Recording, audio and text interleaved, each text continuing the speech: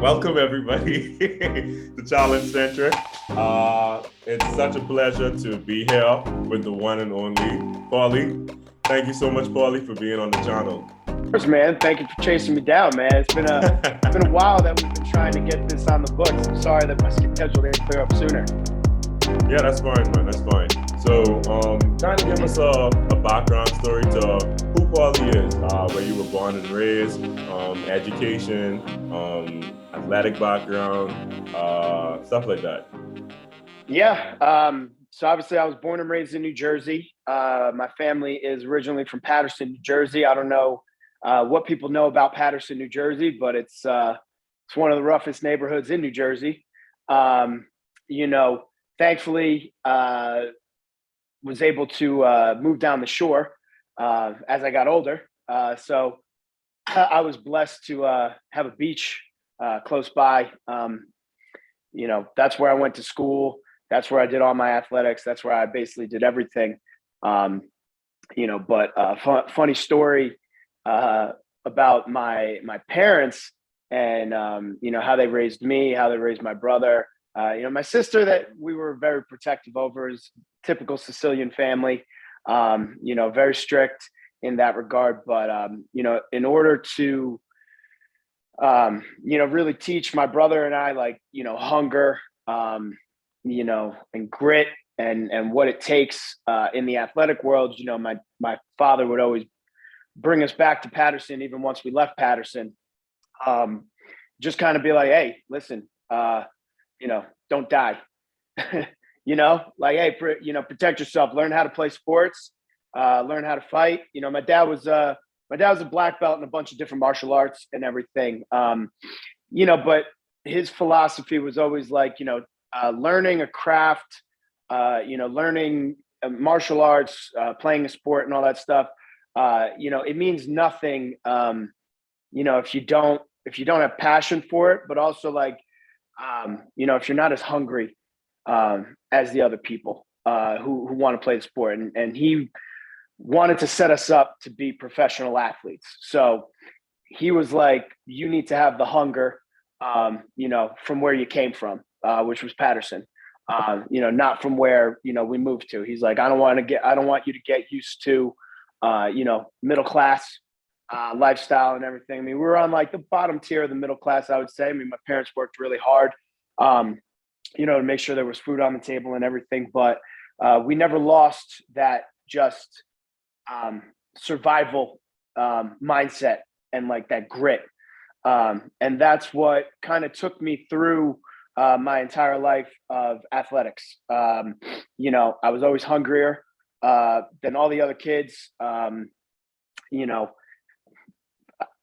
I guess genetically, I was blessed. I was really fast, really quick, really agile. And I guess even for my size, I was strong as all hell. So, I always wrestled 2 weight classes heavier my whole life. I always played a year or 2 up in soccer. And, on the martial arts aspect of things, I mean, I started getting into fights probably when I was 6 or 7, just because if anybody messed with my brother or sister, there was no question about it. I had to fight whoever the person was, no matter how big or how old or however they were. Because if I went home and my parents found out that somebody did something to my brother or sister and I didn't do anything about it, I was more afraid of that whooping than I was of the whooping I was going to get on the street. So,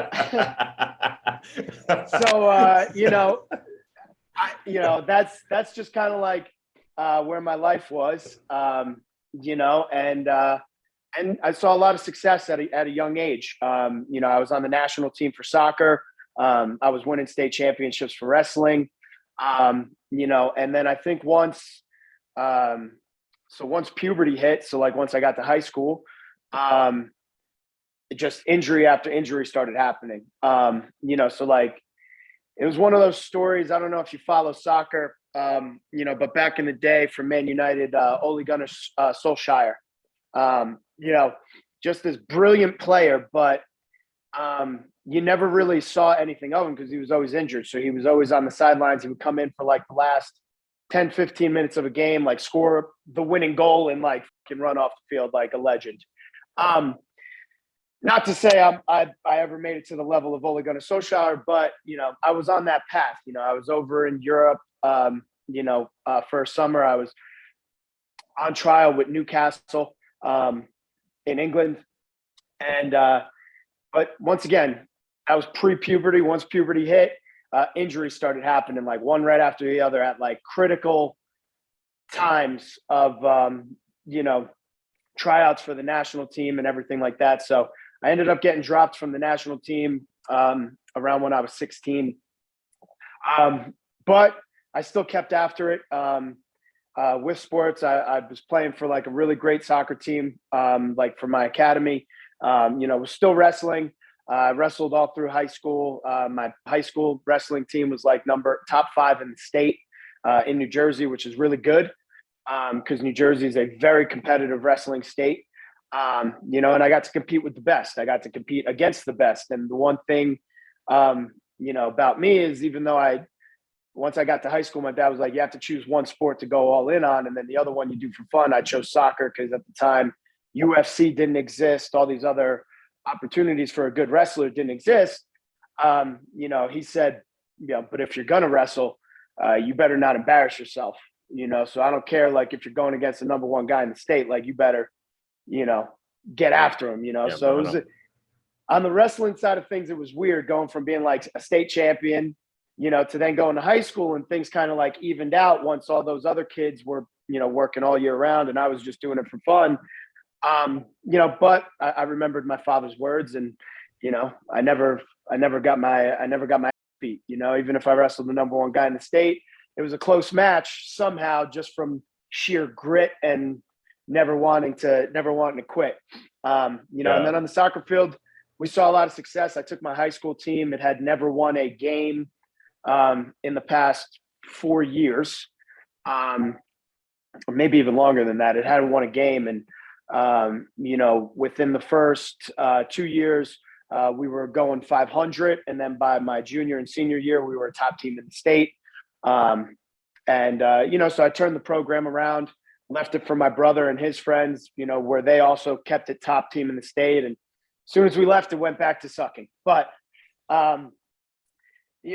basically, then I go on to play D1, but, same thing. I mean, the school that I went to used to be known for being a great soccer program. It kind of fell off.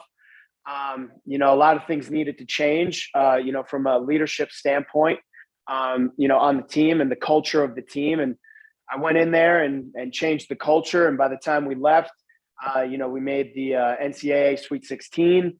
We were ranked top 20 in the nation. And then I went on to have a short stint in the MLS, and then I got injured, and then there's my life. But brief summary of my athletic career in my life is I always had to earn everything. I always had to earn the respect. I always had to earn, the wins. I always had to earn it. And I was never really given like the great teams. I was given like the bad teams or like the middle of the tier teams. And I wouldn't say that the teams became great because I was the best player. Yes, I was a great player, like you couldn't say I was bad. I was definitely a top player for sure. But the reason why the teams changed was because of the mentality and the culture that I instilled in the team, which was like a winning mentality. And the thing about a winning mentality that people don't understand is you have to have it even when you lose. You have to have it even when you're losing. Hey, I would say you have a winning mentality because, when we couldn't get something on the books, you could have easily just stopped, trying to get something on the books and quit and been like, he's just too busy for me. Right. But you just kept chopping away. Right. And then here we are. So it's like the same thing, with anything that you do in life and with sports and everything. Like even when you're losing, you have to have a winner's mentality. Like I laugh because I remember being in college and, the first year, we didn't do so well. And I'd be out at the, at these parties and, all the girls and all the guys just be like, hey, Paulie, like, you guys win? And like, we lost. And I'd be like, yeah, no, we won. Just because I couldn't find it within myself admitting that we lost. That's how much I hate losing. You know what I mean? I hate losing so much that even if we tied, I would say we won. I wouldn't give the excuse and be like, yeah, we lost, but it was a good game. I would just be like, no, yeah, we won. And we got to get better. That's it. I'd love to compete against you, man. Yeah, well, like, hey, because careful what you wish for. That drive, but that's why I kind of gravitated towards you on the challenge, like, against popular belief. I just was like, Paulie have that grit and like that fire within him, like, and a lot of these new challengers don't have that, And I interviewed Marlon in 2021 in January, and he kind of vouched for that too in regards to you just having that like hard nose, like in your face type of gameplay. And by you just explaining yourself with your background story, I could see it. While you're telling your story, I was kind of just smiling because I'm like, this is why Paulie is this is you. This is why you are, the way you are. But, always going for number one. That's it. That's just the top prize. It isn't second place is the first loser. So it's like you always strive to be number one. And I respect that from you, man. I do respect that from you. So, but yeah, which position did you play for? Do you play for soccer? Because I actually played sweeper. Oh, okay. So I started off as a outside left back. Okay. And then once I got to high school, they moved me to defensive center mid. And then when I got to college, went back to outside back. And then once I made it up to the MLS, I was outside midi. But I was a detached outside back, so to speak. So I was always in the offense. I was involved in the offense. Like, my favorite player growing up was Roberto Carlos, just for his skill, his speed, his explosiveness, and all that stuff. But yeah, sweeper, center backs, like, that's a tough position, man. That's exactly. And my coach, because I was actually the captain of my high school soccer team, I think in grade 11.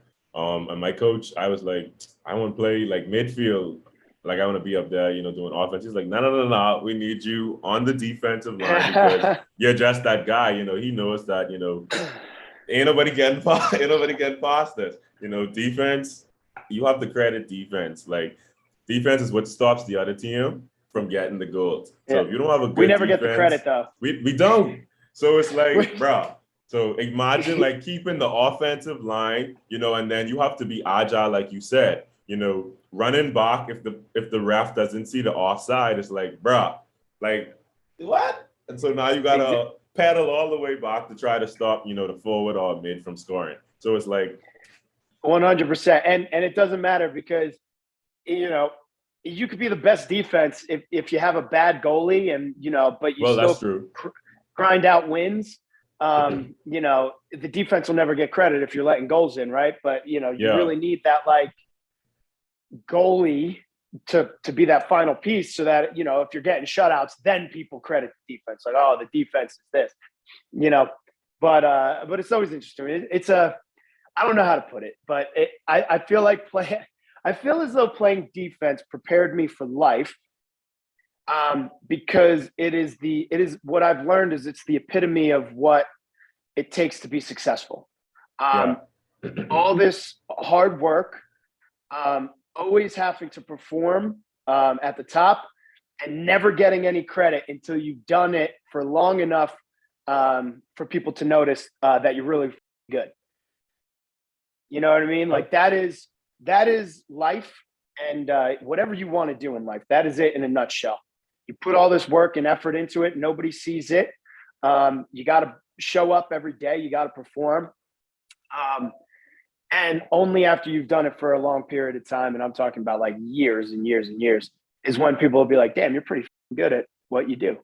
But yeah, man, definitely describes me in a nutshell on the challenge, just because coming from athletics, man, like, how it is. Like, you got to go in, and whether you're a freshman or a senior or a rookie or whatever, like, you got to earn your keep every single season. Like, remember specifically my senior year in college, we had a new coaching staff came in. And, you know, I showed up to preseason good, but not where this new coach wanted me to be. You know, and he literally screamed at me one practice, and I was the captain. You know, I was the captain of my team since like spring of my freshman year. So after my first season, my team named me the captain. So I come in as the captain. I'm like, all right, new coaching staff, great vibe, like came from a successful thing. You know, I'm about to be the starting, you know, defenseman. Like I'm the star of the team, blah, blah, blah, blah. And like a week into practice, I'll never forget it. He stopped the practice and screamed across the field. And he's like, Calafiore! He goes, you better step your game up. He goes, you think you made this team? He goes, you didn't make this team. He goes, get the off the field. He threw me off the field. And like, he told me, don't come back until I'm ready to earn my position. And he benched me for like half of preseason and made me earn my position back. But I'll never forget it because that hunger of like, this is my final season. Like, I'm really going to let like this freshman kid take my position, you know, because he's here hungry and I lost my hunger. How the fuck did I lose my hunger? What the hell's going on? And winning that position back. And that made me appreciate like all these other athletes that have done great things. Like, you know, the Michael Jordans, the Derek Jeters, the Maradonas, the Pelés, and, you know, even Tom Brady as of more recent. Like, there will never be another person like that. The Kobe Bryants, you know, there's tons of Serena Williams, monsters, right? Like, how did they never lose their edge? But that's the attitude that I brought into the Challenge House. So I walked in, I was like, oh man, like, I wonder how these guys are. Like, I wonder if they're really, you know, good competitors. And when I kind of saw that they just expected to, like, you know, just sit back and have everybody do their work for them, and they didn't really want to do that, I couldn't respect it. And, you know, I tried to be nice, and I always try to be nice at first. Like, anybody who knows me, like, if you talk to anybody who worked with me and you ask them about me, you know, like a Cam, a Leroy, a Kaylee, so Joss, Rogan, right? Like, basically anybody that I took to the final. Turbo, if you talk to Turbo, and he's really the only person you need to talk to, because he'll tell you who the competitors are and who they are. Hey, it's Turbo. You know, he's in California, but he's, you know, he should be lurking somewhere in the challenge world.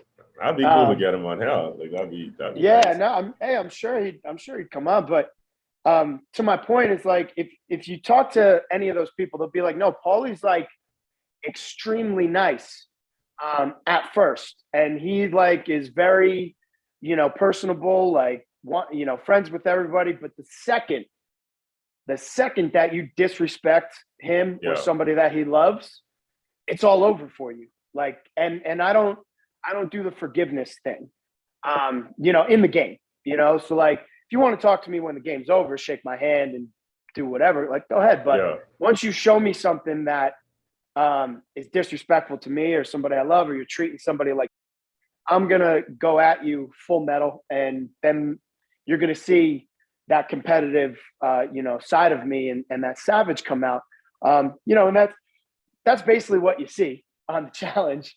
Because I come into every season, nobody likes me.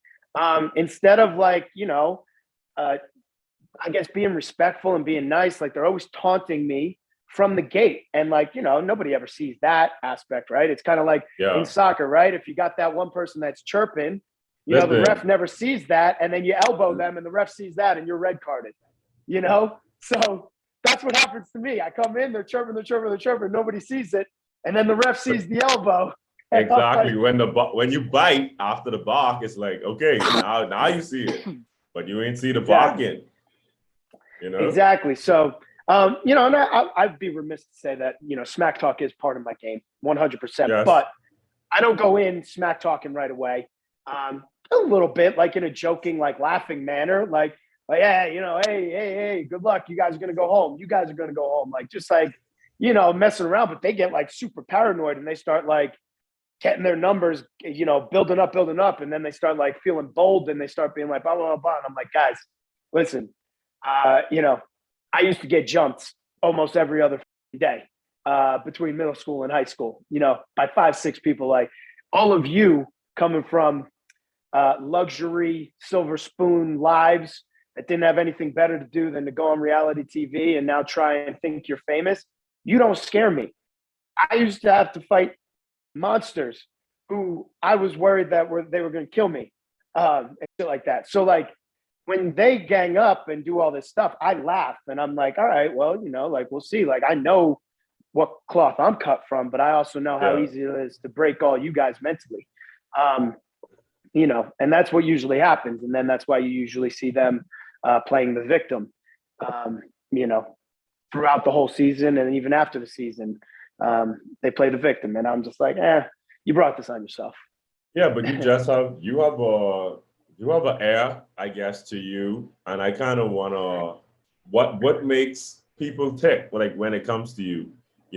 Is it just the brunt, like brashness, or like the competitive edge? What do you think? Why do you think people always feel like, Paulie, like rub me the wrong way type of vibe? Well, are you talking about like the castmates? Are you talking about like the perception of me? Castmates. Okay. Well, I think it's a couple things, and this is just something that I've noticed. If there's one thing that I really love my parents, and I got to credit them for the way they raised me. It was rough, but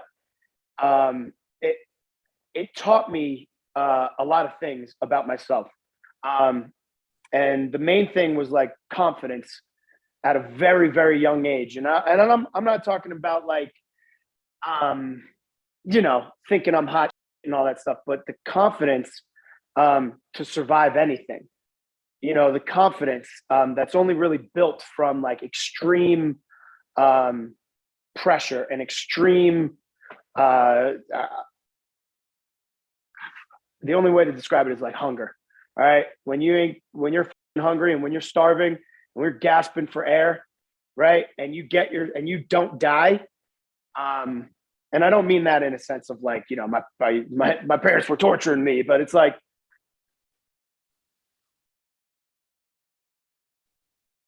where we came from in Patterson. And I hope that the city gets built up. I would love to, get back there at some point when I've reached the amount of success that I want to reach and start to build up that community.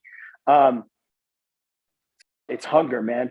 Like you got to survive every day. And you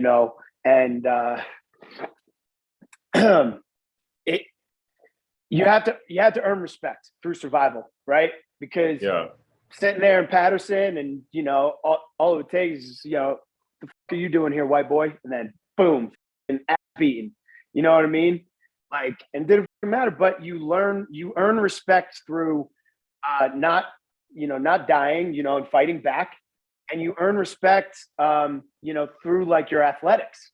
You know what I mean? Like you earn respect, on the court. Like I'm so blessed to have played soccer because it introduced me to all these other international cultures.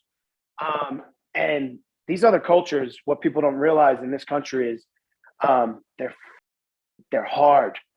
They're like what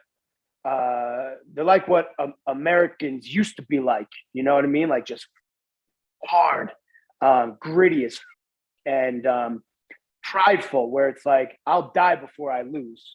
Like I'll die before I lose. Like these other countries, when they play, they're not playing to just win. They're playing because the national pride of like losing to whatever country that you're playing against would hurt more than actually losing. So it teaches you all these things. So that natural confidence, my whole life, it rubs people the wrong way. And especially going into the challenge house, I'm just gonna be honest. Most of these men, they're very insecure men. and I'm just going to be honest about it. Like, they're very insecure. They thrive off of poking and trying to pick at people's insecurities. They do it to everybody. And it's a way to like chip. And when I came in, there's really nothing you can say or do to me that's going to chip away at my armor. But I know a lot of things that can chip away at insecure men's armor. You know what I mean? So like, if you start trying to chip at me, I grew up in like my family, like we laugh and joke around by just ripping on each other all the time. So like to me, that's natural. So when people start to do that in a challenge house setting and it's competitive, so now I'm like, all right, well, yeah, I'm gonna start talking smack because I want to get in their heads to compete. And then you like win, if for people, you know what I mean? So like, I remember Final Reckoning, all everybody told me when they came to the Redemption House was that how all the men were making fun of me. And I'm like, well, why are they making fun of me? I was the only guy who stood up for Cara, with what was going on. And I was like, it's all right. I'll get him back. Like, I'll get him back. And I just kept telling myself that I'll get him back. I'll get him back. And then I got him back. I made it out, did that. But then all they said was, he'll never be able to compete on a real challenge season. And, boldly, if you watch me on Twitter, I don't try to be friends with these cast members. I will talk that smack and force you to prove me wrong because I know I'm going to back up what I'm saying. So like before we went away to film War of the Worlds 1, I was like, hey, listen, I'm going to send all of you guys home again. Like, I'm going to win as many daily challenges.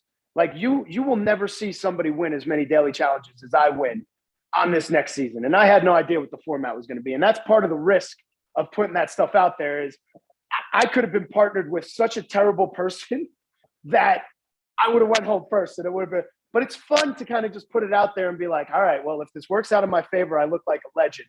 If it doesn't, I'm going to look like an asshole, and then it just so happens, like, once again, we show up to War of the Worlds 1 before the first daily even happened. All the guys are on the bus talking to me, and I'm sitting there quiet, and they're saying nasty shit, trying to get in my head, and I'm sitting there quiet. First daily comes, I finish it about 15 minutes before the next person. Like, obviously, you don't see that with the TV magic and everything. I finish the puzzle, and I walk down the line, and I scream at every single guy. And I'm just like, we in the big leagues now, boys. We in the big leagues now. And I just walk the fuck off. You know what I mean? And then go back to the house. And I go to each and every one and be like, hey, guys, like, I thought you guys were supposed to smoke me, like, on a real season of the challenge. Like, I just want to know for clarification, is this a real season of the challenge? Because I want to make sure that first win was. Challenge, yeah, I was like, I want to make sure that first win is valid. Like, was that first win valid? Like, can I compete on a real season of the challenge? And right then and there, like, that's all like smack talk. Once again, we didn't know that we were going to be partnered up with people. So I was like, oh, it's an individual season. You guys are done. You're done. Right. And then all of a sudden, when the partner thing happened, I was like, now I got a partner. But I was like, all right, thankfully Ninja picked me. Could have been worse. And then we went and we won 3 in a row. So I started off War of the Worlds 1 winning 4 dailies in a row. And at that point, I controlled all of their brains. You know what I mean? And they hate that because nobody likes to feel like you've been bested by somebody, and that continued for the rest of that season, until I f***ed up on that purge. So then going into War of the Worlds 2, these people hated me because everything that they said that I wasn't gonna be, that I would never be, I was on my next season. So I walked in after that being like, hey, listen, I proved that I could compete. So you guys know what it's going to take to get rid of me, and it's not going to be easy. And I haven't even shown you my political side of me or my social game or my strategy or any of that. And then same thing going into War of the Worlds 2, when everybody thought that they had numbers, I was gathering other numbers secretly. And, the way that I gathered them, nobody had any idea who I was gathering. So when they pulled certain triggers and I waited, because I was telling everybody that I was gathering, I said, wait, we're not going to make the first move let them make the first move, and then we'll just tear them apart. I said, we'll need a couple things to go our way. I said, but we'll rip them to shreds.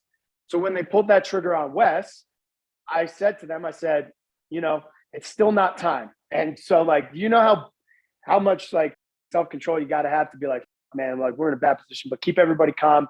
Don't pull the trigger yet. Don't freak out. Then when they threw that one daily, and then when that deliberation happened, and, you know, me, Cam, Cara, and Ninja were the only ones who voted to throw somebody in, and everybody else just was like, nope, we're going to throw Ninja in. That's when I went to everybody else, and I was like, hey, it's time for me to call in some favors. So, you know, you guys are in these positions. Everybody thinks you're on their side. So, like, D, Idris, the other side thought that they were with them because the numbers and everything. And I said, listen, you got to take a risk here. I know they want you to throw Cara in, but if you throw Laurel in and Ninja wins, all it's going to take is for one more elimination to go our way, and we've got control of the house. And I can get the rest of the numbers to come back to our side. So it's risky. But when you play those kind of games and you play risky, but you also never show the other side that you're questioning yourself. So you never show weakness. I never show weakness when I'm in there. They hate that. You know, and it sucks. But, you know, I'm not there to – I don't care to make friends with challengers. Like, I want to win. I don't want to feel bad when I make a decision in the house. So I'm not friends with any of these people, you know, and that's it. But if you could go back, would you do anything differently in your gameplay? No? I mean, what I think about this a lot because after every season, I replay the entire season in my head and I say, all right, what could I have done differently in order to have a more perfect season?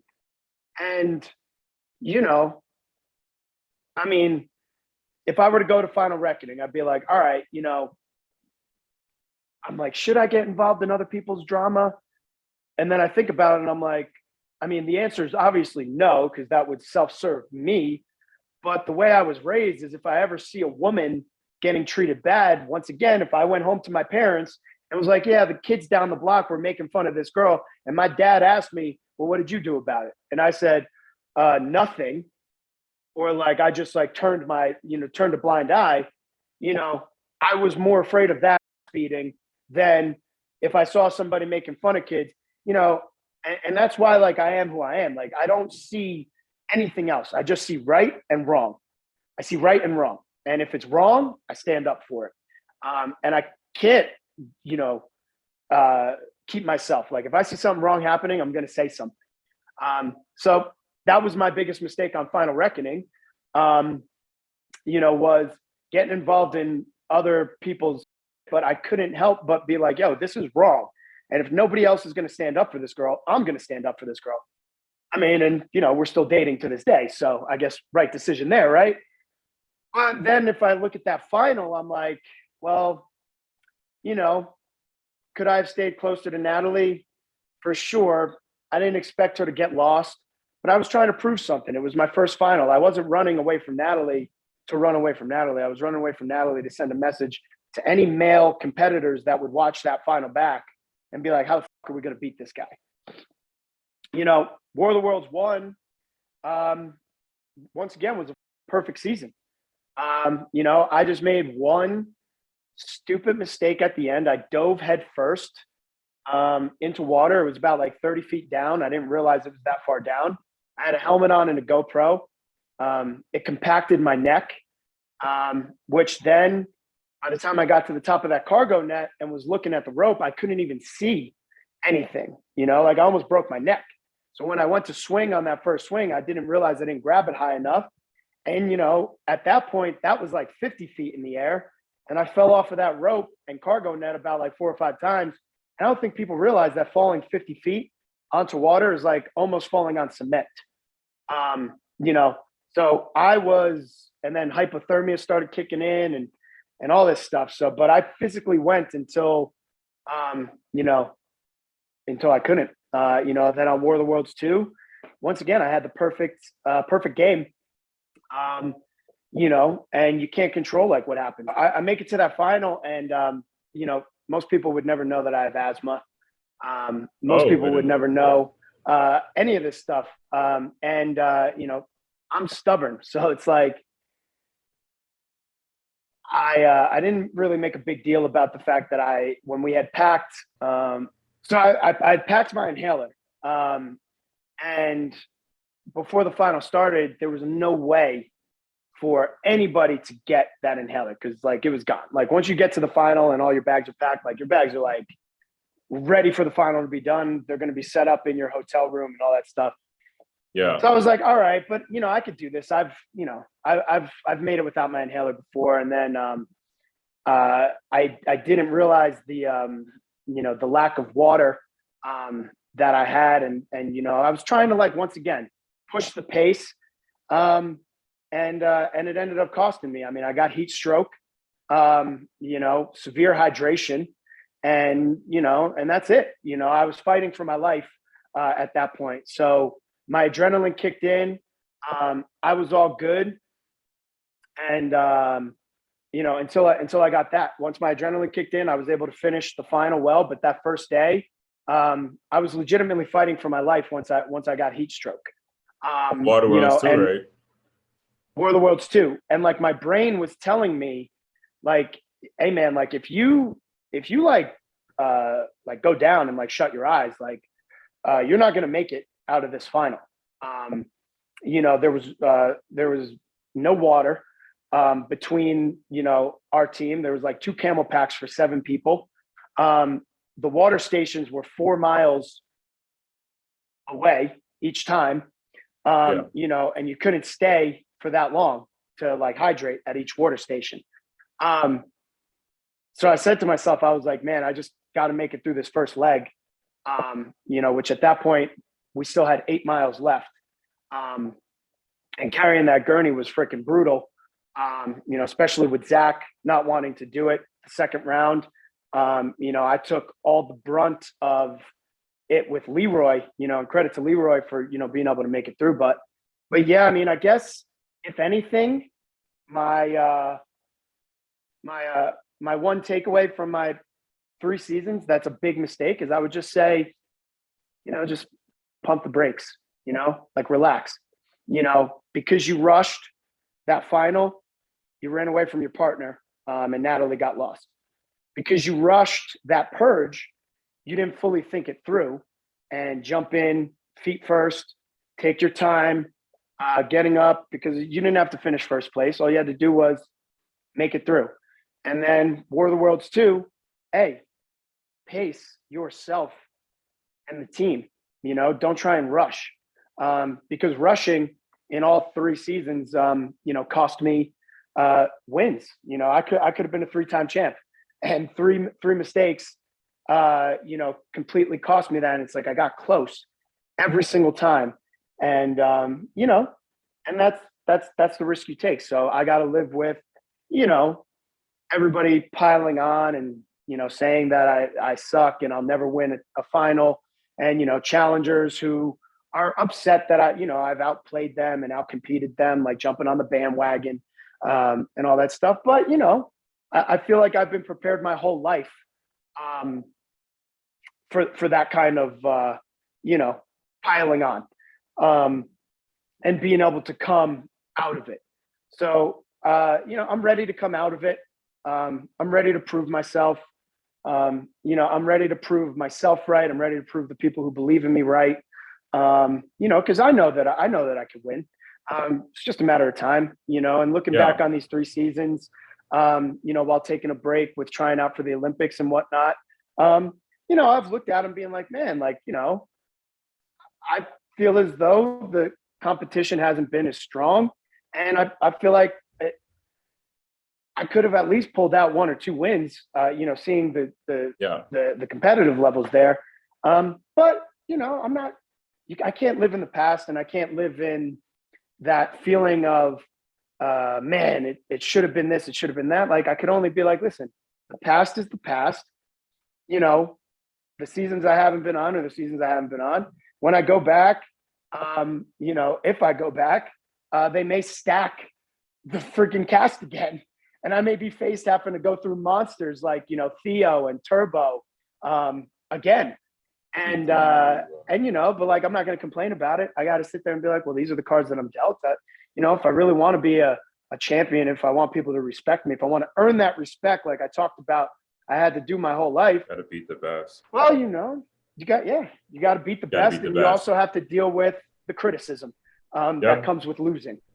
That's true. So as we segue, I kind of want to dive into some questions that will allow you to clear some things up. So I'm calling it, let's clear it up. So these are questions that I may have had as, you know, for a viewer, and other viewers may have asked on social media, or where you mightn't have gotten the proper platform to respond accurately to these things. So first and foremost, did you fail a psych test? Because that question, that whole parameter around that is a bit heavy. And I don't think playing with mental health and illness should even be, you know, thought of. So the fact that people were insinuating that, I kind of read that on Twitter, and I was like, that's a bit much to say, because people were using that to say that that's why you're not on the show anymore. So is that true or is that false? That's 100% false. I've gone out on record, you know, saying exactly what, you know, what happened. There was an incident that happened the night before the reunion. There was incidents that happened at the reunion. Which reunion are you referring to? War of the Worlds 2. Okay. All the challenge castmates involved in it, you know, they know what they did. I don't really need to explain it again.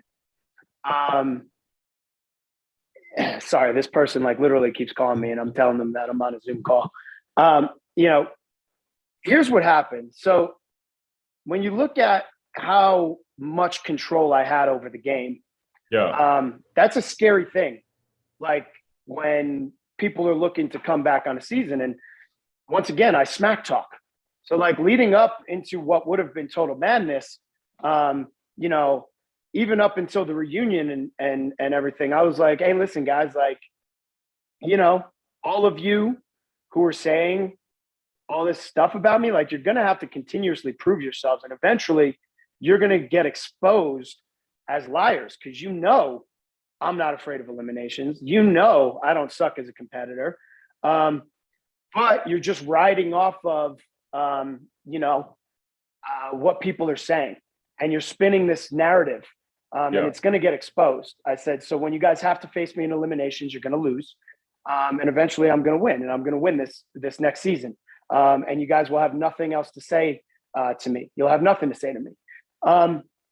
So desperate times call for desperate measures. So I remember clearly castmates trying to make a big deal on social media about my, you know, workout videos that I would put in my story. You know, I was playing Papa Roach, which is one of my favorite bands. And I was saying, I'm coming for you guys. I said, I'm coming for you guys one by one. And they sat there being like, oh, school shooter, he's mentally not well. And I'm just like, one, that's up because there were school shootings going on at the time. I said, two, you can't just throw around, you know, shit about people mentally not being well. You know, but they just perpetuated that when I got taken off due to the incidents, you know, that happened at the reunion. I mean, and you know, I don't need to dive into it, but instead of just admitting what they did, which is something that, you know, they'll double down on their lies until the day they die or until they get exposed, which everything comes to light. Karma always brings the truth to light. You know, so instead of just admitting that, they wanted to run with the failed psych evaluation thing, which I think is very cheap. You know, I think it's very weak. And I think that they just kind of jumped on the bandwagon of, you know, what people on Twitter were saying, you know, and they really tried to push that narrative. And, you know, they go by the rule where it's like, if you repeat something over and over and over again, you know, hopefully people start to believe it rather than it actually being true. So, In my opinion, that was like their last Hail Mary attempt to try and like, bury me for good because they couldn't do it in a game, and I get it. I haven't won a final, but I make it to the end every single time. And it's very hard to come in a game and play it, because I have control of the game. So it's almost like you play by my rules or you go home. And, listen, a lot of these people have been getting exposed as not good humans and fake and terrible competitors, in my absence. So like I said, karma always exposes the truth on things. And I don't think karma is done with these people.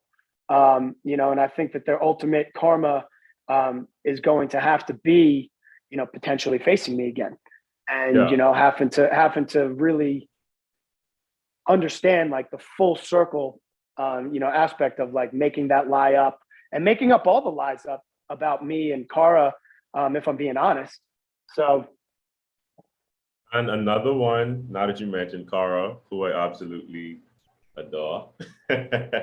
She's the best. Listen, I love Cara so much. Like this goes back to Rivals. So yeah, I've definitely been following Cara since 2011. It would be great to even have her on this channel too. But yeah, another narrative that was being, splattered out there was saying that you were only dating Cara for the fame, or would give you a better positioning on the show. So address that. Well, I mean, do people watch the seasons? I'm genuinely curious because I wasn't the one throwing myself at her in the first part of Final Reckoning. Yeah. I mean, and we could joke about this, now because her and I laugh about it. But I mean, I didn't throw myself at her. I genuinely was standing up for her because I saw what was going on, was terrible. It was messed up. And more things that were going on were messed up that nobody wants to defend Cara about. But once again, I mean, I'm still with Cara. We haven't been on the past 3 seasons. Her and I fell in love with each other, and that's that. I mean, if we really want to talk about anybody using Cara for clout, I mean, look at anybody that came at her to potentially be rivals and everything. I mean, and listen, the person who came in on Vendettas has had a girlfriend every single season, and made a storyline every single season with Cara and myself. And then all of a sudden there's 3 seasons without us. And a lot of these people that made storylines off of us have no storylines. Like everybody who was also against us on War of the Worlds 2, what are their storylines for the past 3 seasons? They have none. It's the Kumbaya squad. So if people really want to look at who has used Cara for clout, it's right there. It's just, are you looking at it? Are you seeing it? Or do you just hate me for whatever reason? So you just try and say whatever you want to say, because say what you want, but I didn't pursue Cara. She came on to me. And when we started dating, I think what everybody hated was the fact that all of a sudden she started standing up to all these people that she never stood up to before. She started finding her backbone. She started finding her voice, and she became extremely strong and extremely powerful and took no from nobody. So rather than, once again, admitting that, and admitting exactly what it is, they just fall on the cheap things. But I mean, listen, who else is still dating other than Cara and myself and Cam and Leroy? I think that's all you need to know about anything. And more people should listen to the people who are our friends. Like, what does Turbo say about us? What does Cam say about us? What does Leroy say about us? What does Kaylee say about us? Or are you only listening to the people who have hated us? If you're only listening to the people who have hated us, why would they ever want to tell the truth about us? Well, true. True. And the whole, what they always tried to run with is like, well, we're just her friends. We're just running out for her. Well, where were you when she was going through stuff? Where were you? Were you Yeah. guys her friends? You know, or did you just gaslight her? Or did you just bully her? Yeah. Were you her friends during that time? You know, so that's all I got to say to that. Okay. So another, I know you insinuated to one person. I think I know you're talking about. But are you and Kyle secret friends? Like, is there like a secret like bond that you guys have? You know, and a lot of people say if it wasn't for Cara, would you two get along? So I would want you to address that because I want to know too.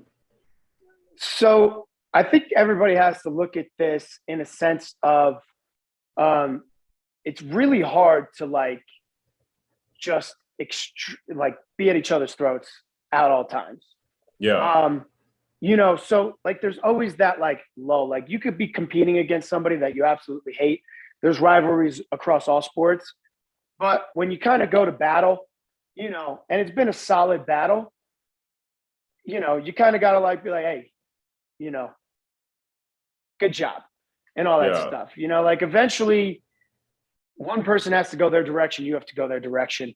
You know, I will say, you know, that going into, you know, because after Final Reckoning, I was like, you know, hey, I got the best of this guy. I don't really, you know, like what he did, like that's on him. Like that's for Yeah. their shit to sort out. And there's a lot of, you know, things that have gone on, you know, that I'm not going to speak about. You know, it's really Cara's story to tell. Yeah. But I was completely fine all summer long leading into War of the Worlds 1, just kind of chilling, you know, and then all of a sudden, you know, things start happening on Twitter. And then I'm just like, you know what, dude, like you know? And yeah, I went into War of the Worlds 1 with that. He was one of the ones chiming in and chirping when I first entered War of the Worlds 1 with the guys. So I was like, hey, listen, bro, I'm gonna make your life a living hell. All right. I'm gonna make you cry as much as I can. And I did. I had that mother crying almost every other day, to the point where he would have to like, you know, run away and just tell producers, can you tell Paulie to stop being mean to me like that? Like, and you know, like eventually it got to a point where I was like, all right, I'll back off a little bit. You know, like after he like injured himself and like that, he came up to me and was like, you know, hey Paulie, like I know you've been on top of me all season. Like I'm injured right now. Like you don't want to go down into elimination against me. Like you're a warrior. You only want to compete against people at the top level. You know, and at that point is when I kind of was like, damn, like maybe I was a little, you know, too vicious. But I was like, yeah, we're playing a game, and he deserved it. He was an asshole. You know, but I was like, all right, bro, like, you know, mercy. I'll get you another season. Like, don't worry about it. But then to see him go in an interview and like talk all that shit, being like, I'm right here. I was like, all right, yeah, you're like, you know, I'm not gonna like you. You know, when the game is off and like that, like, yeah, you know, there's like some level of like cordial where it was like, hey, you know, good game. But it's nothing past that. It's just kind of like, listen, when I see you, it's on, and you know, I don't see you like outside of it. You know, it's not like we talk all the time, you know, but we've shared moments where it's been like, hey, good game. But once again, that is, you know, it just is what it is. It's the same thing like with me and Johnny. It's like, Okay. you know, we squashed our, you know, real stuff when we saw each other in LA, but we Okay. both know that like, you know, we just don't like each other, but we can be cordial with each other in the sense of like not trying to tear each other down, and we're going to go after each other. Is But it we in the ain't reaching game out to or each other. personally? Both, you know, Okay. like he said some wild about me and about my relationship. You know what I mean? And those are some things that I'll never forgive. You know, but I don't go out of my way to hate. I can't hold on to hate. That's not me. I'll remember it when we play again, you know, but it's not like we're reaching out to each other, you know, and we're trying to hang out. Like you see all these people, they're like, we hate each other, but we're on vacation with each other. It's like, Yeah. I can't even wrap my head around that because I don't even want to see these people. Yeah. So are you the reason why him and Cara isn't friends? Aren't friends anymore? Because that's another narrative that's being spun too. Yeah, but once again, who's spinning those narratives? You know, they spin the narratives. My question is, you know, hey, when Cara was getting treated badly, where were you? You know, where were you? Um, and that's it. Like, where were you? Did you have her back? You know, and I'm not just Yeah, talking about like in recent seasons. I'm talking about like let's go way back. way back. Yeah, Where were you? You know what yeah. I mean? Like Cara and him, like Cara's a grown woman. She can So be friends with true. whoever the she wants. You know what I Well, mean? if we could say like with Johnny, because back in the past, her and Wes kind of had that little tension too. But I've seen that they've grown past that. So I was assuming that her and Johnny would have been the same way. But then, when I guess you and her became a union, and then all the narratives were just being flung out there, it kind of created like a tear or a wedge in the relationship. Well, listen, man, Johnny's a very proud, ego-driven human. He's done a lot for the game, and Would you say I that's think he why look. you two kind of clash? Because both of I, you do have an ego to like in terms of I, like um, I, I don't know. I don't know what it is. I think because I came onto the scene and made so much noise, yeah. so early. That it was definitely once again, I think it was just an intimidation thing. Like I Okay. think, and I always gave him credit, just kind of being like, listen, man, like you paved the way. But that doesn't mean I'm just gonna let you go to a final. Yeah. You gotta earn that. Um, Yeah. and I don't think he liked the fact that I never, like, I just always had a mind of my own. I never wanted to play his game. I never wanted to play anybody else's game. With him, everybody has to be beneath him. Like he had, and that's not how I operate. Like anybody who's in my circle, we're equals. Nobody's above, nobody's beneath. Like we're equals, whether it's who I'm dating, whether it's my friends, even my enemies like that. I'm like, hey, we're equals, but we're going to compete and we'll see who gets the best. Yeah. So once again, that's something you would have to talk to Carr about in regards to that. I just know that, Johnny and I, we've had a up and down relationship where it's like, he goes from hating me to, we're hanging out and we're friends. And then he goes to hating me and we're hanging out and we're friends. And, I think some time away from the game for both of us has done wonders in terms of perspective Yeah. and self-reflection. Yeah. But it is what it is. I don't know. It's up to Cara, to give forgiveness for that has happened. It's not my place. You know what I mean? Yeah. It's like I said, I don't get involved in that kind of, Yeah. you know what I mean? I just I agree. protect my woman and, she protects me. As you should. And, As she should. Yep. we, that's how we live our lives. You know what I mean? And we keep a wall up because once you start letting these reality TV people in, they use anything against you. Well, that's true. That's true. That is very true. And that's, a word just for life in general, because you just don't know what people's intentions are, and how genuine they are, so yeah, I could fully respect that. So yeah, I just want to ask some other questions in regards to, let's just talk about it. So how do you feel about the current state that the show is in now? I don't know. To me, it just seems like the castmates have no passion. Wow. Like they have no passion. Like they already think that they think that they're famous, because they're on TV, but they're only going there for that reason. They're going there to get on vacation. They're going there with predetermined storylines, and everybody's picking up on the fact that it's just inauthentic, and there's no passion. I mean, like, back in the day, like they were competing for like no money, like maybe like, like these small prizes, and they wanted to rip each other's heads off because like that was a lot of money, but like for the compassion for it. And it goes back to what I talked about in the beginning, like that hunger, you know, like every season I went on, I was hungry as fuck, and I was like, I have to win, you know, and anybody that stands in my way, I don't give a fuck who you are, you know, and the drama was authentic, you know, there was no pre-contrived storylines. There was no like, hey, let's go in and fight. Hey, let's go in and hook up. It was just, this is what it is. Yeah. Make sure a camera's rolling. You know what I mean? And but also like when I was there, like, you know, some of the best vets were there. Yeah. And some of the best competitors that have ever been on the show were there, like a Turbo.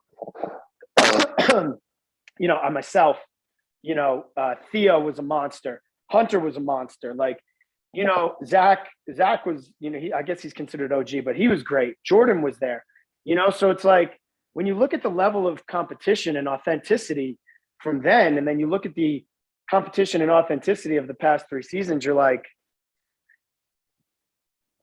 something's missing, you know?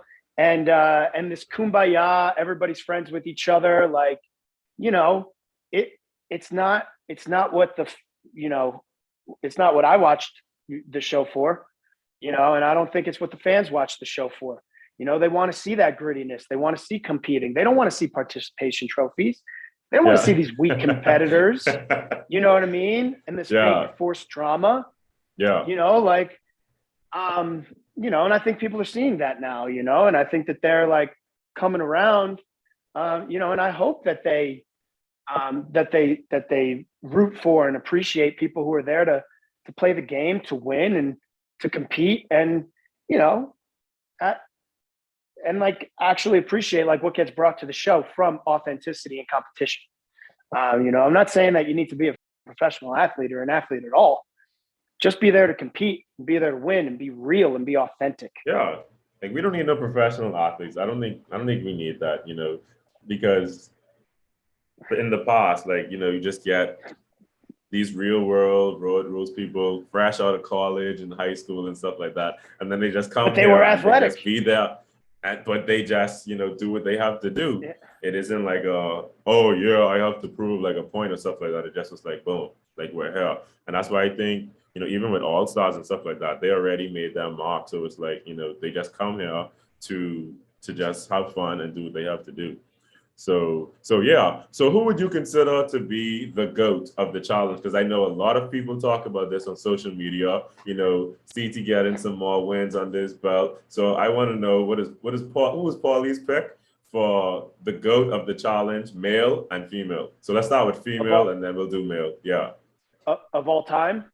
Yeah, all time. Yeah, I mean, female's easy. I mean, it's Cara, and I'm not being biased about that because I'm dating her.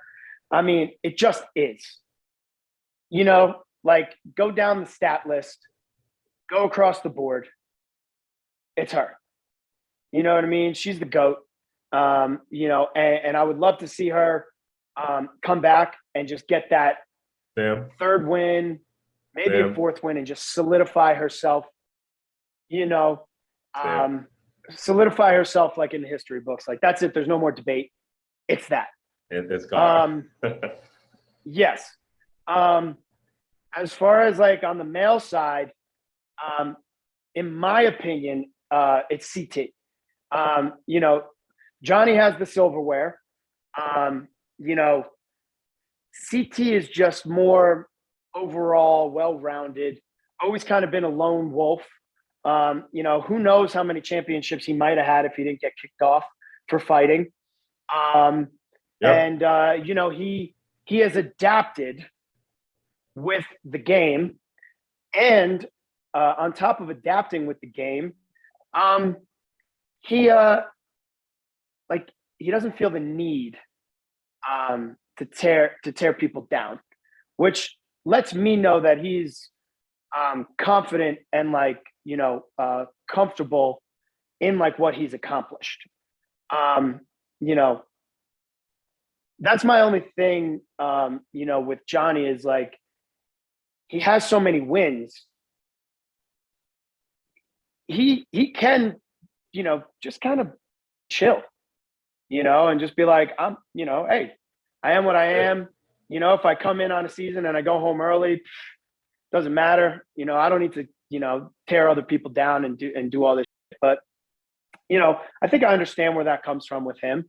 But that's why CT for me, wins it, because it's like, Johnny never adapted his game as time went on. He wanted to still keep trying to force the same shtick, the same jokes, the same strategy, and when it wasn't working, instead of just being like, let me adapt, he instead went to the whole, oh, people are only coming after me because I'm Johnny Bananas. No, that's not the case. That's why people came after you, because we would go into games and you would expect people to just do exactly what you wanted them to do. And when they wouldn't listen, you would be an asshole about it and you'd come after their character and all this. So that's where he loses some respect points, not from like a competitive side of things. I mean, the silverware speaks for itself. He has I think the most daily challenge wins, combined. But I think the reason why is it's like, I mean, CT won some challenges early on, took a break, came back, has won 3 or 4. And one more than in the past. He's won more in this recent, exactly. So it's like competing with younger cast members too. that like gets the conversation of like why he would be the GOAT, like a bigger argument. But who knows? You can't. Here's the thing: if you let Johnny and CT get to a final, it's a wrap. Stupid. Yeah, you know what I mean. Like they've been to so many. It's like Tom Brady making it to a playoffs. Like he's been there so many times. Like he doesn't feel any of the. He kind of knows. Yeah. But it's not even that. It's like he knows the game, like the flow of the game. Like when they get there, they're just kind of like, all right, I've seen so many finals. There's really nothing I won't see here that's new. Exactly.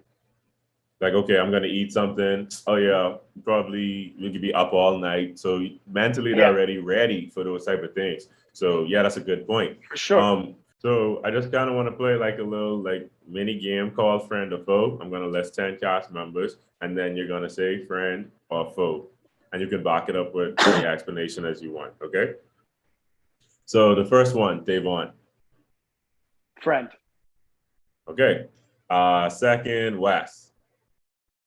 Friend. Okay. And this can be either in the friend, like an alliance you work with, or personally, okay? So, or it could be both, because you could kind of be friends with somebody outside, but then on the show you kind of clash. 3, Laurel. Foe. Okay. Johnny. Foe. CT. Friend. Okay. Josh. Foe. Wow. I actually kind of want to touch a little bit more on the Josh situation, because you guys kind of you came in, Big Brother alliance and stuff like that. You were cool and stuff like that. So what went wrong? Like, what do you think was the driving? So after War of the Worlds 1, I remember he came on a podcast that I had, and all he did was just like be like, Paulie, like I love you. You stand up to all these people. Everybody in the house, respects you and is afraid of you and all that stuff. And like, I trust you with my game. Like you took me under your wing and all that stuff. And I did. I took this kid under my wing. I said, listen, as long as you're with me, I will protect you. I swear to God, I'll protect you. Don't let anything else get in your head, whatever. I didn't know that he was making back end deals with other people who were 100% coming after me. And for me, when I'm working with somebody, I don't only, try to directly protect you myself. I try to protect you from other people who I think might be coming after you, depending on where they are in my totem pole, right? So like Josh was like my right-hand guy. Yeah. So that means that anybody underneath that, if I found out that they were coming after him, I would step in to come after them. And when that whole West situation happened, I went to him and I said, listen, dude, like you're good. Like, let him talk all he wants. No, he's not going to pull the trigger on you anytime soon. So, like, let's just wait for the right moment. and then you'll be able to go. I said, because if you do, I said, it's going to put me and Cara in a bad situation. I said, and you're like my right-hand guy, so like we got to protect each other, and he made that move. And I was like, all right, let me still try and talk to him.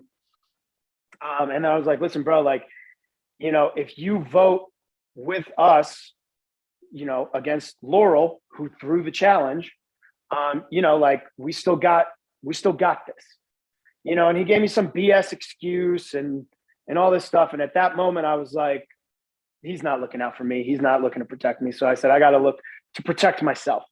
So after Laurel went home, I did what I had to do. I said, listen, I need to be in the tribunal. I think it's fair. You have my word. I'm not going to throw Johnny in. In hindsight, maybe I should have thrown Josh in, right? But, when I threw Johnny in, it was because I needed to, like, once again, protect me and Cara. And I knew if Laurel went home and Johnny went home, that entire alliance was being ran by those two people. And, all of them would have scattered. They had no brains. Johnny and Laurel were the brains of all of them. And I expected him to be okay with the move the same way I was okay with his move that he did. Cause I was like, you know what? I can't argue with you, bro. Like, if you really felt that way and you made that decision because you seriously felt like he was coming after you, like, who am I to say that you shouldn't do it? Yeah. And when he flipped out and he started just regurgitating all the bullshit narratives that everybody tried to say about me, that's when I was just like, you know what, dude? You're a follower. You're not a leader. You have no brain of your own. You're a loser. Like, the fact that I considered you a friend and you're just going to regurgitate all the narratives that my enemies are trying to say. And the fact that you put me in a position to be in this game and I was okay with it. And then I made a decision that you didn't like and you freaked out like a little baby. I was like, you're a piece of shit. Like, never talk to me again. But then I reached out to him when I saw he was getting a lot of hate on Total Madness, just to be like, hey man, I know we're not friends, but I hope you're doing all right. Like, don't let it get to you. Because like, I don't want to see anybody going through it. That's the kind of person I am. I'm like, I know I can handle it mentally and all that, but I just like to check in, because who knows if anybody else was checking in, right? And then we were cordial from there. And then out of nowhere, I was like, heard that he was saying some like about me. And I was like, well, that's kind of sad, but whatever. I don't give a shit. Yeah. I don't know. But wow, that's crazy. But that's very mature of you, though, Paulie, to even like, despite, you not being on, I guess, friend terms, to reach out to him and let him know, like, hey, just keep your head up. So it's pretty commendable about you. So yeah, I mean, and listen, speaks to your character. Yeah, he was one of the main perpetuators of the failed the psych evaluation. And he was one of the main people that lied about things that happened the night before the reunion, which ultimately got me suspended for, a couple seasons. Wow. So what I'm saying is, like, all these people who put the narratives and stuff out there, they know what they did, and they know that they had me sit a suspension because of what they did, and what they lied about, and that's fine.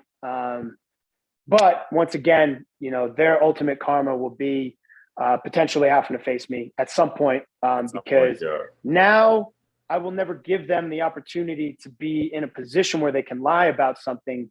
I will just stay as far away from them as possible with anything, whether it's at a reunion or anything. I'll just be like, listen, stay away from me, because I know what's going to happen if you get close to me. You're just going to say that I punched you in the face, and you're going to tell the producers that I did that, and it's my word versus all 7 of you who don't like me, and they have to take it like that serious, so it's like, they found a loophole in the system, I guess, and that's it.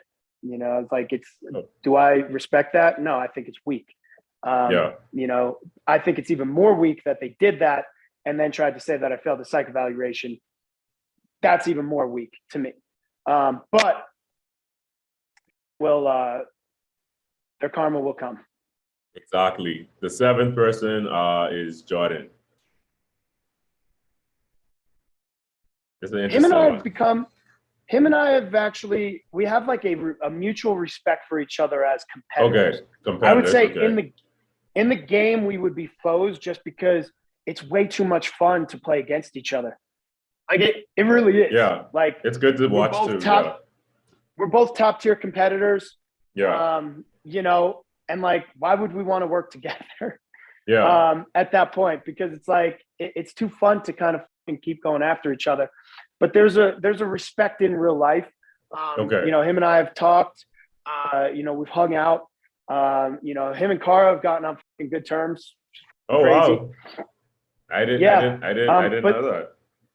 Yeah, but you know, that's what I'm saying is like, a lot of these people take the game too seriously. Seriously, yeah. My whole thing is like, when I'm in the game, it's serious. When I'm out of the game, I'm just kind of like, all right, guys, it's really not that serious. I could give it.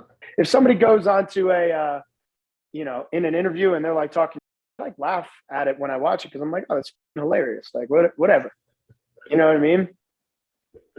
But like a lot of these people take it personally if people are talking in an interview.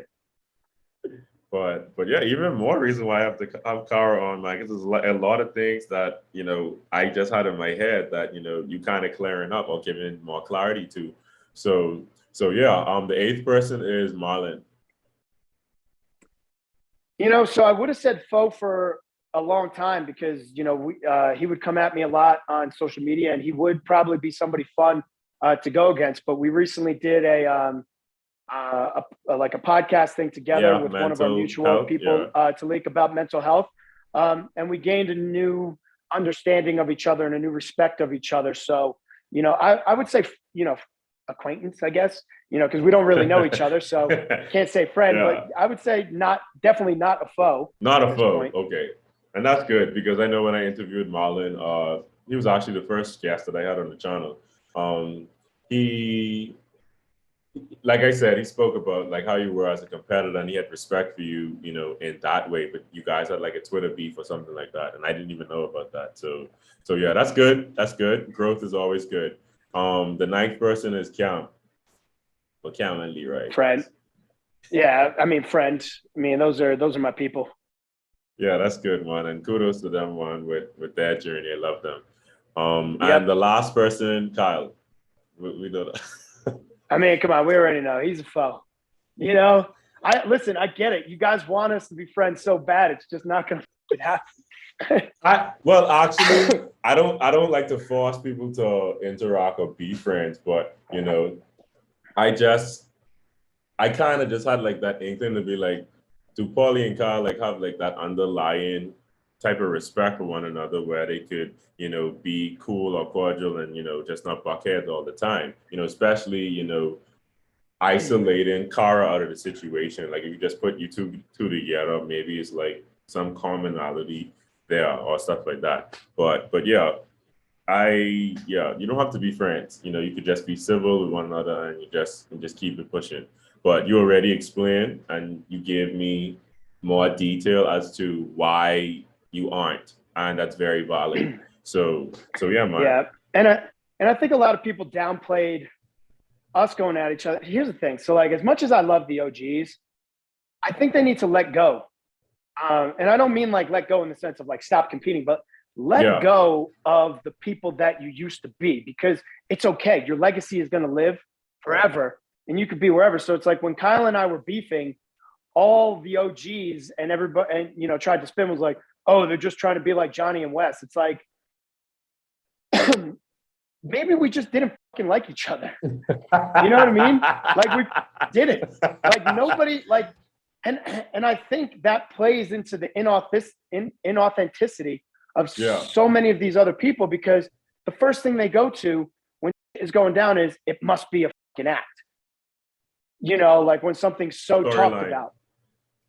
You know, the reason why people can honestly say these past 3 seasons, most of these castmates are acting is because there's not crazy buzz talking about specific situations, but it's like every single thing that I've been involved in since I came on the show, these castmates have been so vocal about it. And it's almost like projection, you know, it's like me and Cara hook up. First thing they're all saying, it's just for storyline. It's fake. It's for clout. Well, that's projection. Like that must be what y'all do. You know what I mean? Me and Kyle are literally at each other's necks.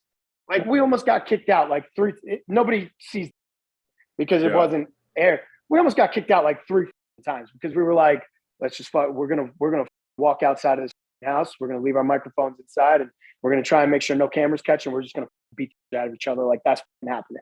And we almost got kicked out 3 times because we were at that point of like hatred for each other.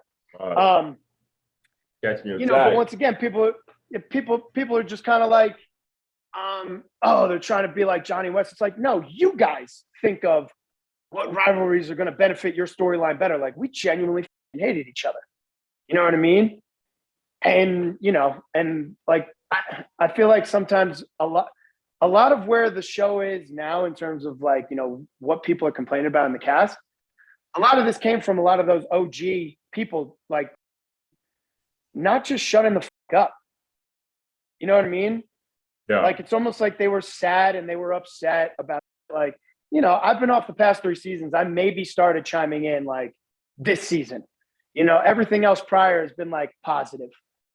You know, and I started chiming in like towards the end of this season. You know, just because the Olympic tryouts were done, I didn't make the team and I was like, all right, I guess let me tune in and like start chirping some, you know, and see if I still got it. And a lot of people say that too, and I kind of want you to answer that. Do you intentionally do that to get back on the show or to, you know, compete again on the challenge? Because a lot of people think so. No, or is it just just commenting? It's me just commenting. I think I'm just a polarizing figure. That's a great word to use, I guess. Yeah. You know, like I think I'm just a polarizing figure. So like, I mean, listen, I'll see things on the internet all the time. People bring me up for no reason just to like trash me. Yeah. You know what I mean? Like you can't say, and like I have every right to comment on shows that I've been on. I could talk about Big Brother if I wanted to. I could talk about X on the Beach if I wanted to. I could talk about the challenge if I wanted to. It has nothing to do whether I want to get back on or not. I don't need to do that kind of stuff to get on. Like that's once again projection, because when you look at when Cara and I were on the show, all these cast members came at us so very hard by trashing us. Well, look who's been casted on the show since we've, you know, taken a break. All right. So I can totally see why those castmates and the people who follow them would think that just because I open my mouth or Cara opens her mouth, that's the reasons. I could genuinely just feel a certain type of way. And if you really look at it, I didn't say anything during Total Madness. I didn't say anything during Double Agents. Everything was positive. Like, hey, happy to see everybody competing. Looks amazing. You know, wish I was in there. Blah, blah, blah, blah, blah. These competitors, you know, I want to see what they're really about. You know, this past season on Twitter only, because I don't really talk about it. If you look at my TikTok, if you look at my Instagram, I'm not talking about it. I get asked to do tons of interviews, whether it's with Us Weekly, E! News, TMZ, all this. So like, what do you think? They're not going to ask me about the show and I'm not going to weigh in on my opinion about it? Like, why don't you ask yourself, how come your current castmates aren't getting the interviews with TMZ and Us Weekly and E! News and all that? You know what I mean? Why are podcasts still reaching out to me? You know what I mean? They want your honest opinion, Paulie. Right. And my honesty gets some people upset and gets other people excited. Yeah, it rubs people the wrong way.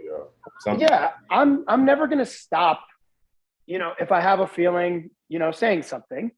You know, but there's no intention behind anything. I mean, if the challenge wants me back, they'll call me. That's out of my control. There's literally nothing I can do. And this goes for any castmate. There's nothing any castmate could do outside of it to get on. They know who they want. that fits into whatever grand scheme of things, you know, and everything happens for a reason, you know, but at least I don't have a, you know, podcast about it. You know what I mean? And like, listen, I think what Johnny's doing with his podcast is amazing. He's got a great podcast, you know, but other castmates have like, you know, these podcasts as well. But it's like, listen, you can never take this show away from people who've been on it. Yeah. They're going to have an opinion. They're going to talk about it. It's like that Dan Orlovsky guy, right? Wasn't the best quarterback, but he is, you know, a fucking top analyst. What are you going to say? He's not allowed to talk about football? He loves football. I genuinely had a passion for the challenge when I was there competing. I'm always going to love it, you know, and at least what it was when I was on it, you know. Yeah. So if I want to have an opinion about it or castmates, I think I'm pretty valid in having that, considering not just challengers had opinions of me when I was on the show, but people from The Bachelor, people from Big Brother, people from every show that exists on TV chimed in when my ass was on that show.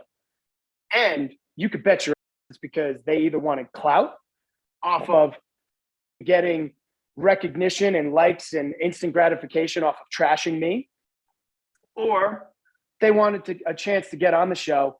And I'm telling you, there's been people who were going to be casted on the show from The Bachelor who said about me publicly, and they messaged me being like, hey, I just want to let you know that, like, I didn't mean anything by those tweets. And I was like, yeah, that's not how it works with me. I'm going to 100% remember those tweets. And if you come on this show, I will come after you right away. And then miraculously, they're not on the show, whether it's by their choice or not. But people don't realize, like, I'm not the one. Currently? You know? No, I'm talking about, you know, back when I was on. Yes, recently, a lot of people have been reaching out to me. I don't know why. A lot of people have been like trying to slide in my DMs. I saw you. Me. Yeah, I saw you. Trying to call me. Yeah.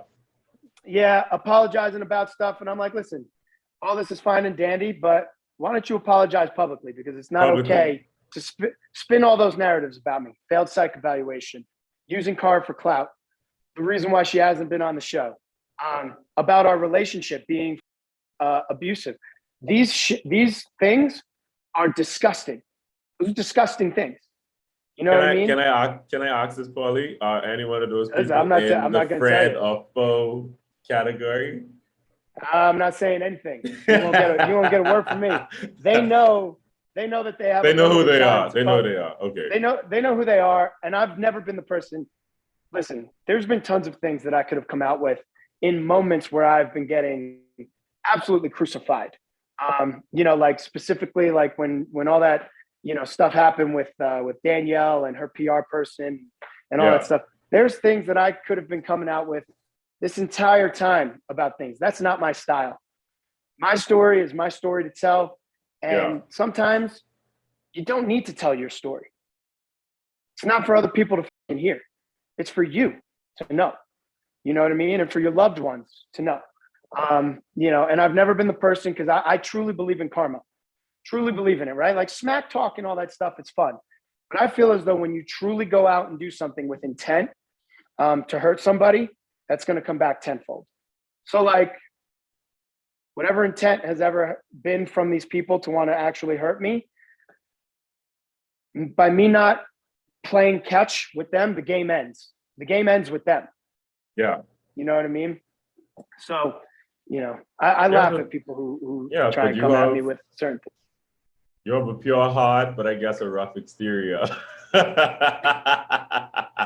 I could rock with that though. I could rock with that because that's just me as a person too. Like, you know, I just vibe with genuineness. Like I can't see myself like perpetuating false narratives, you know, whatever I'm trying to do in my career, for a show or whatever. Like those things, I truly feel people like to say, oh, I have a TV, like a lot of, I guess your other cast members would be like, you know, I have a TV personality and they have me in real life.